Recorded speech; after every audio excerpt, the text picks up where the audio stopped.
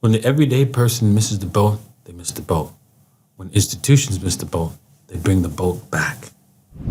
Good morning, good evening, good afternoon, wherever you are, whenever you are. Thank you for watching my videos. My name is Mr. Jeremy. Oh boy, I'm in the pipe 5x5, staying alive here in Dubai. Man, it is still a bearish feeling and sentiment here. We can see that with, the fear and greed index, right? At the level that it's at right now. It is at, a low 15 level.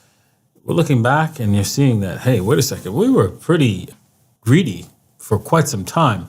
And especially for the last 3 months, right? You can see that it was mostly greed.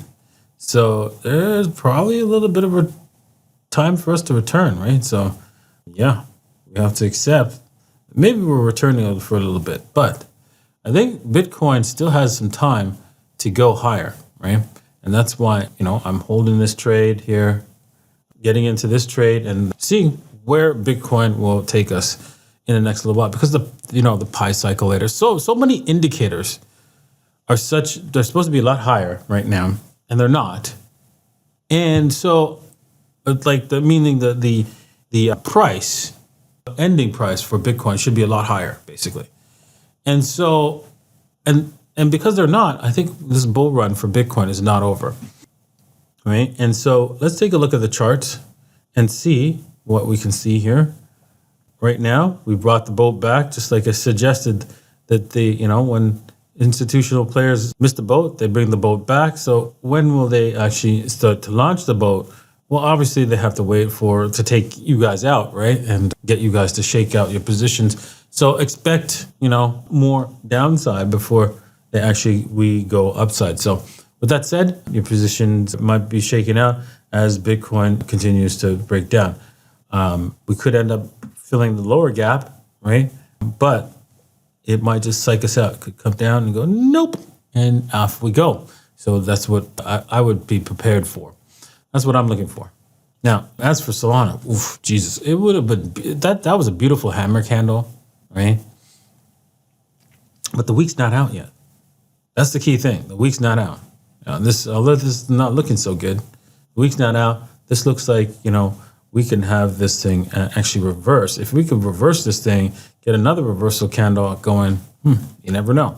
Never know. It's not impossible, but of course we need a green candle in order for us to say, okay, the trend has reversed.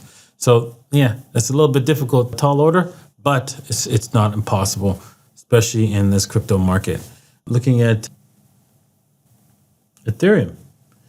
Oof. Wow. Ethereum, come on, man. Why have to go and do that? Can't you bounce off? You bounced off to 61.8 and this trend line, and you couldn't even hold that. Wow. It's upward trend. It's an upward moving trend line. So yeah, not good. Not good.